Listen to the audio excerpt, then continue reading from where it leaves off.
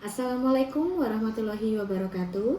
Perkenalkan, saya Citra Mahanani MPD, dosen di Universitas Negeri Yogyakarta, Fakultas Vokasi, Departemen Tata Boga, Busana, dan Rias Kecantikan. Pada kesempatan kali ini, perkenankan saya akan menjelaskan mengenai mata kuliah yang saya ampu, yaitu mata kuliah batik, semester 2 program studi Tata Busana program Sarjana Terapan. Mata kuliah ini dilaksanakan dalam 16 kali pertemuan, di mana mahasiswa harus hadir minimal 75%. Capaian pembelajaran lulusan yang dibebankan dalam mata kuliah batik ini, yaitu mampu memproduksi busana, hiasan, aksesoris, serta konstruksi pola visual dalam merchandising bidang busana atau fashion merchandiser. Sedangkan capaian pembelajaran mata kuliah yang pertama, pengetahuan bahan dan teknologi membatik, pembuatan aneka rancangan motif batik tradisional maupun modern, pembuatan pola, mencanting, mewarnai, dan melorot malam batik, serta pelaporan pembuatan proses batik secara mandiri dan kelompok. Mata kuliah batik ini mengkaji berbagai aspek teoritis maupun praktis yang membekali mahasiswa agar memiliki wawasan, pemahaman, dan pengetahuan tentang sejarah batik, serta pembuatan batik meliputi batik tulis, batik coletan, dan batik cap.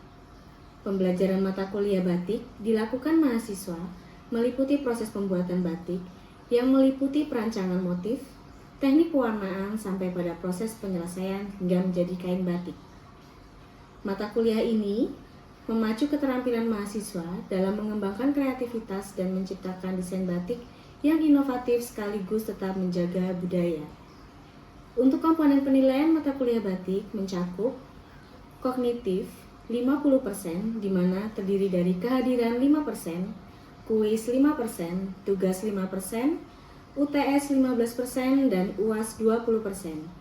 Untuk partisipatif, itu 50% terdiri dari studi kasus 10%, tim project base 40%, di mana totalan keseluruhan 100%.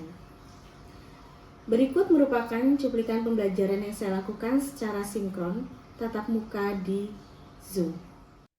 Baik, selamat pagi adik-adik. Assalamualaikum warahmatullahi wabarakatuh. Selamat pagi, Bu. Selamat pagi, Bu. Waalaikumsalam warahmatullahi. Baik, sebelum memulai perkuliahan pada pagi hari ini, marilah kita awali dengan berdoa bersama menurut agama dan kepercayaan masing-masing. Berdoa dipersilahkan, berdoa tidak dibatasi. Hari ini merupakan pertemuan awal ya kita dalam mata kuliah batik. Jadi untuk mata kuliah batik ini memacu pada keterampilan mahasiswa dalam mengembangkan kreativitas dan menciptakan desain batik yang inovatif sekaligus tetap menjaga budaya alam Indonesia. Adik-adik tahu sendiri ya kalau batik itu kan mereka punya filosofinya masing-masing. Nah, nanti di mata kuliah ini adik-adik akan menciptakan sendiri eh, motif batik yang menjadi ciri khas adik-adik, tetapi juga tetap ada filosofinya.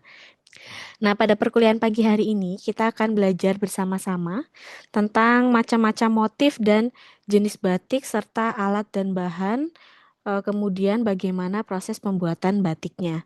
Karena untuk mata kuliah batik ini kita teori hanya mungkin 1 kali 2 kali pertemuan. Selanjutnya itu adik-adik sudah langsung masuk ke dalam mata kuliah praktek seperti itu. Di sini saya izin share screen dulu ya adik-adik untuk teori kita pada hari ini. Apakah sudah terlihat ini untuk materinya? Sudah, Ibu. Baik. Nah, ini untuk materi kita pada hari ini tentang macam-macam eh, motif batik, jenis batik, serta alat dan bahan sampai kepada prosesnya. Tujuan dari pembelajaran mata kuliah batik ini, kita akan mempelajari terkait sejarah batik dan perkembangannya yang ada di dunia saat ini seperti apa. Kemudian macam-macam batik, serta alat bahan yang akan digunakan dalam proses membatik. Sebelum kita masuk ke dalam pembahasan yang lebih mendalam nih, saya pengen tahu dulu nih, adik-adik sebelumnya ada yang pernah membatik? Mungkin di sini ada yang dari SMK atau SMA, adik-adik pernah ikut pelatihan seperti itu. Ada yang pernah membatik sebelumnya? Nah, Ibu waktu SD. Waktu SD, ya ampun, udah lama sekali ya. Ini yang dari SMK, mungkin ada yang pernah membatik sebelumnya? Saya pernah Ibu waktu SMK. Ya, itu mata pelajaran atau masuk ke dalam apa ya, Dek? Muatan lokal atau ekstrakurikuler seperti itu? Mata pelajaran Ibu. Oh, mata pelajaran ya, Iya. baik. Berarti di Aulia pernah ya. Siapa Nah, lagi yang pernah membatik? Mata pelajaran juga, Bu. Mata pelajaran juga ya. Jadi sebelum masuk itu saya mau menjelaskan sedikit ya. Jadi di sini batik itu merupakan warisan budaya Indonesia yang diakui secara internasional ya adik-adik. Bahkan di seluruh dunia itu mengenal batik gitu. Jadi batik itu bukan cuma sekedar kain bermotif aja, tetapi juga memiliki nilai sejarah, terus filosofi, serta memiliki nilai seni yang sangat tinggi. Karena apa? Proses pembuatannya itu dia khas banget dengan menempelkan lilin malam ke atas kain. Kemudian kita lanjut. Nih, apa itu batik? Oke, jadi di sini batik itu berasal dari bahasa Jawa, di mana amba yang berarti menulis dan tik yang berarti titik atau tetesan. Jadi menulis dengan titik atau membuat pola pada kain menggunakan malam sebagai perintang warna. Kemudian batik itu juga merupakan proses pembuatan yang melibatkan berbagai teknik seperti batik tulis, batik cap, dan batik kombinasi. Oke, sebelumnya ada yang pernah mencoba batik cap atau kombinasi dari keduanya? Belum ya? Oke. Jadi gini deh, di kampus kita kebetulan kita udah punya fasilitas batik cap. Jadi besok ketika adik-adik praktek, adik-adik tidak hanya membuat batik tulis saja, tetapi juga ada batik capnya. Dan batik ini tidak hanya sekedar kain bermotif, tetapi juga nilai budaya dan filosofis yang mendalam, serta mencerminkan identitas daerah serta nilai-nilai kehidupan masyarakatnya. Dan batik juga banyak digunakan dalam berbagai kesempatan mulai dari pakaian, acara resmi, upacara adat, bahkan sekarang orang-orang banyak ya menggunakan batik itu sebagai pakaian sehari-hari untuk di rumah. Nah, saya mau nanya dulu nih. Batik itu di Indonesia ditetapkannya di tanggal berapa, Dek? 2 Oktober. 2 Oktober ya? Iya, betul sekali. Tadi udah kebaca ya, Dek ya. Jadi Hari Batik Nasional di Indonesia ini jatuh pada 2 Oktober 2009. Ini menurut UNESCO, jadi UNESCO itu menetapkan batik itu sebagai Cultural Heritage of Humanity, di mana ini merupakan warisan budaya ya dunia. Nah, klasifikasi batik tadi yang sudah saya sebutkan ya adik-adik. Jadi menurut klasifikasi batik di sini ada teknik pembuatan batik tulis. Batik tulis seperti ini ya adik-adik. Dia menggunakan canting, kemudian ini batik cap. Batik cap ini dia menggunakan cap yang terbuat dari tembaga.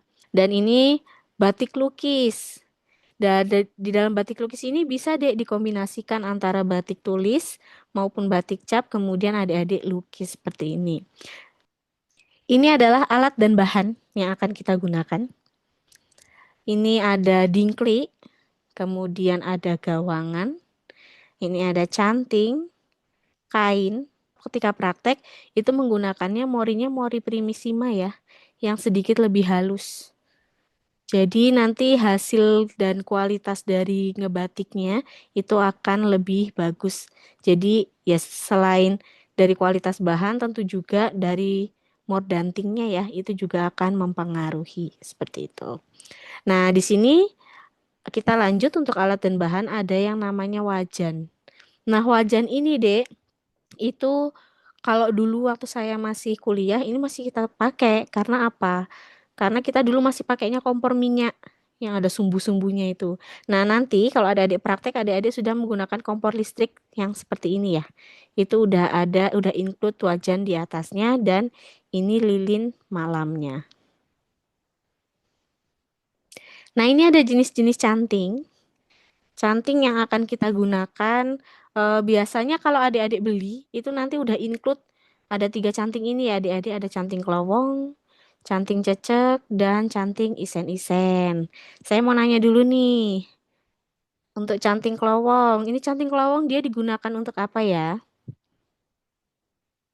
dalam membatik? Sepengetahuan adik-adik saja, untuk yang canting kelowong, ini biasanya digunakan untuk apa ketika membatik?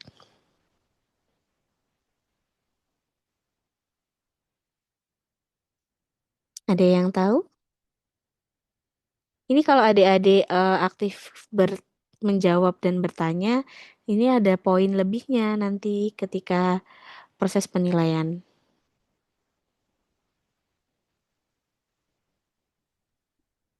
Saya izin menjawab Ibu yang canting kelawang. Jadi silakan Dek Aulia.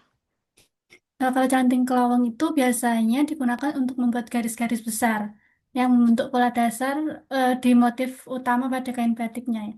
Betul, itu untuk canting kelowong ya. Jadi Iya. ketika adik-adik nanti akan memproses mencanting ya, itu nanti yang akan adik-adik gunakan adalah canting kelowong ini adik-adik. Kenapa? Karena motif batik itu yang didapatkan kan harus tebal ya, agar ketika pewarnaan nanti terus pengelorodan warna putihnya itu tebal, jadi tidak terlalu tipis. Nah, sehingga ketika membuat motif mencanting motif awal itu adik-adik menggunakan canting kelowong yang tengah ini, yang dia cucuknya sedikit lebar seperti itu. Nah, untuk yang canting cecek ini kegunaannya untuk apa, adik-adik? Ada yang tahu? Membuat titik, Ibu. Oke, Dek Anggita betul ya. Jadi untuk yang cecek ini dia untuk membuat titik-titik kecil-kecil. Karena apa? Dia cucuknya sangat kecil, Dek, seperti ini. Kalau di adik-adik lihat kan ini cucuk dari setiap cantingnya ini kan berbeda-beda ya. Yang tengah ini besar, yang ini sedikit kecil, yang ini kecil sekali. Nah, kalau untuk yang canting isen-isen ini untuk apa, adik-adik? Untuk ngisi motifnya, Ibu. Betul, Dek Aziza. Jadi dia untuk memberikan em, garis-garis ya lebih tepatnya. Jadi kan misalnya adik-adik punya motif bunga nih. Namanya bunga itu kan kalau cuman motifnya doang kan dia rasanya aneh ya. Harus ada intisarinya, ada putiknya. Nah, itu adik-adik bisa menggunakan canting isen-isen dan canting cecek ini untuk melengkapi gambar desain yang udah adik-adik buat seperti itu. Nah, ini untuk proses memegang canting dan posisi yang benar ya adik-adik. Jadi cantingnya itu agak sedikit berdiri, kemudian memegangnya tangannya bisa seperti ini, bisa juga seperti ini. Itu nanti tergantung nyamannya adik-adik saja. Misalnya adik-adik nyamannya seperti ini bisa, atau nyamannya seperti memegang ballpoint itu juga boleh. Nah, biar untuk menghindari dia menetes, itu adik-adik harus punya kain yang adik-adik pangku seperti ini ya. Jadi sebelum adik-adik ambil sebelum adik-adik meletakkan si malam ini di atas kain, adik-adik kan ngambil dulu cantingnya dari kompor. Kemudian adik-adik usapkan di sini, baru adik-adik mencanting, biar tidak terlalu banyak yang menetes. Nah, ini untuk teknik membatik. Jadi, untuk teknik membatik yang pertama ada proses persiapan bahan bakunya, di mana ini ada proses persiapan kain mori. Itu kita memordanting terlebih dahulu kain morinya agar proses pewarnaannya dia menyerap dengan sempurna.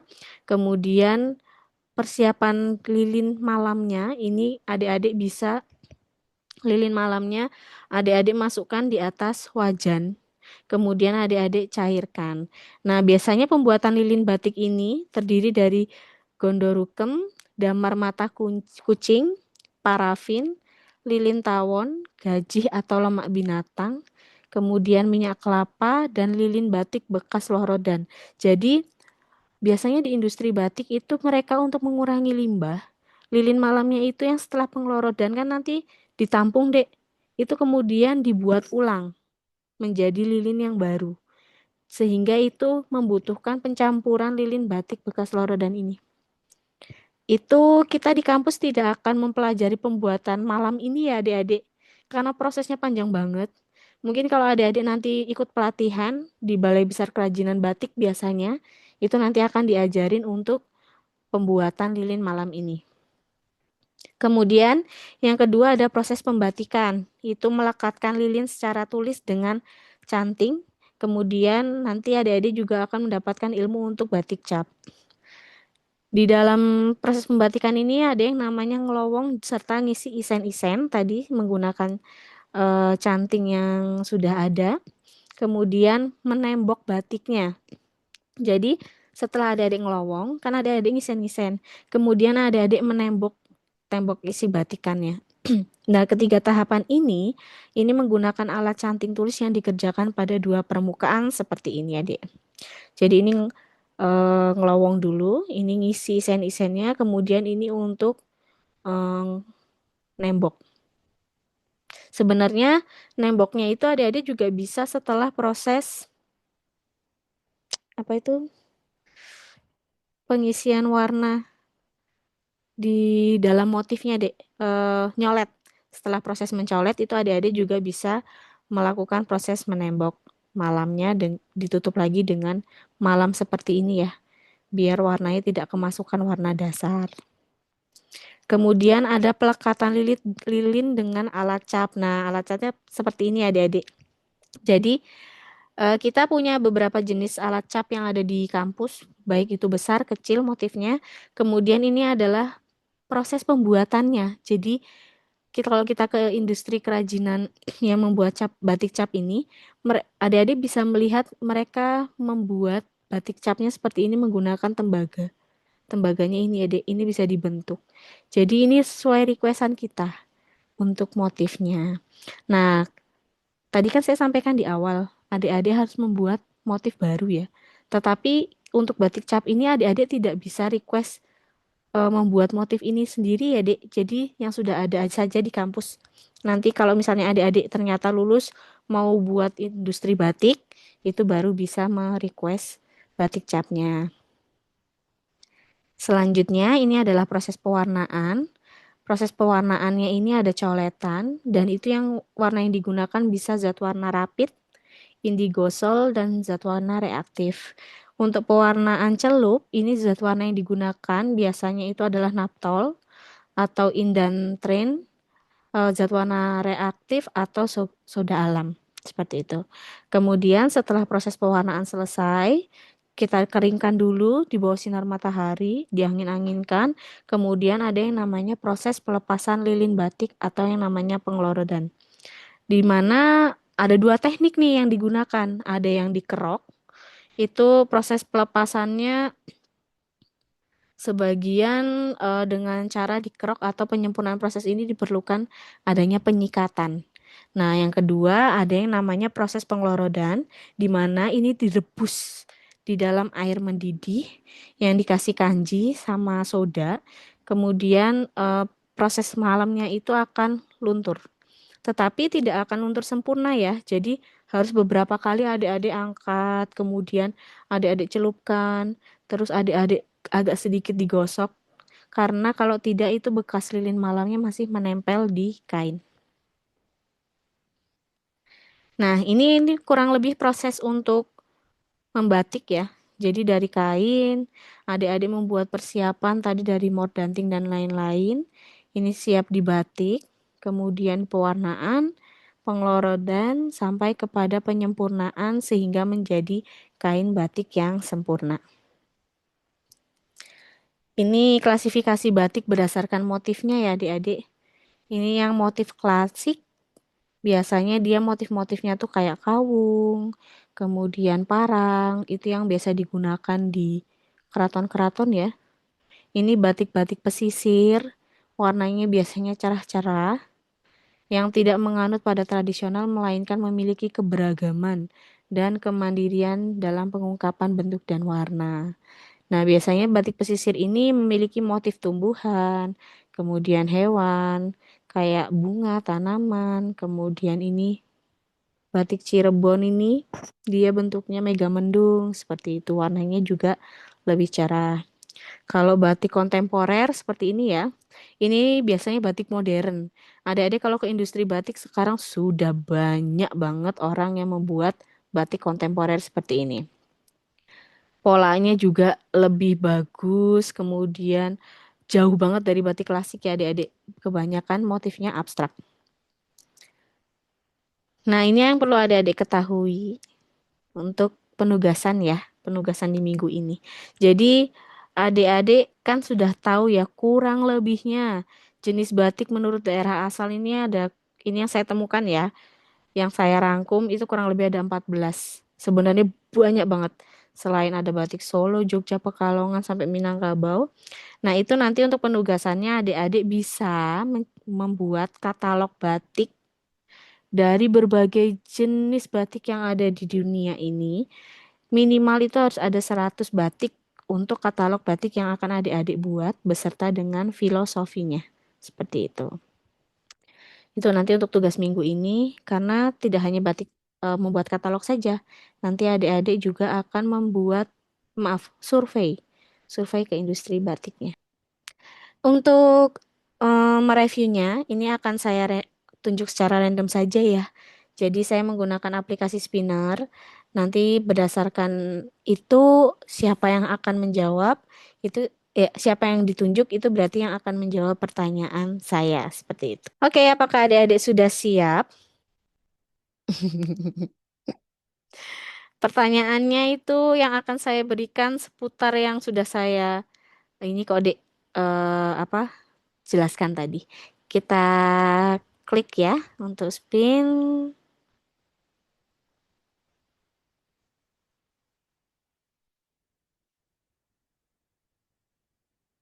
Iya, oke. Selamat kepada Dek Misel. Sudah mendapatkan spinnernya ya. Oke, baik. Dek Misel, ini untuk mengetahui aja Dek Misel paham apa tidak ya. Tadi kan saya menjelaskan nih ada 3 jenis batik berdasarkan teknik pembuatannya. Nah, Dek Misel bisa sebutkan dan jelaskan 3 jenis batik tersebut dan sertakan contoh dari masing-masing jenisnya, Dek. Baik, Ibu. Untuk yang pertama tadi ada batik tulis. Batik tulis itu yang dibuat menggunakan canting ya, Bu. Seperti contohnya batik tulis Yogyakarta, seperti motif parang, kawung gitu, Bu. Terus ada batik cap yang dibuat dari capnya itu stempel tembaga begitu. Contohnya seperti batik cap Kalongan. Terus ada batik kombinasi yang kombinasi antara batik cap dengan batik tulis. Contohnya seperti batik Solo kombinasi begitu, Bu. Oke, terima kasih Dek Misel. Ini Dek Misel kayaknya paham banget ya untuk batik karena sudah pernah mencoba membuat ya Dek ya. Untuk yang proses batiknya, tadi yang dijawab sama Dek Misel semuanya betul ya. Betul, Ibu. Jadi 3 jenis batik yang tadi sudah saya sebutkan itu ada batik tulis, ada batik cap, dan batik kombinasi. Serta contoh yang tadi Dek Misel sebutkan itu semuanya betul. Berarti Dek Misel memahami. Oke, terima kasih Dek Misel. Kita Terima kasih. lanjut lagi ya adik-adik. Ini tidak banyak-banyak, hanya 5 orang saja mungkin yang akan saya tunjuk untuk bisa menjawab.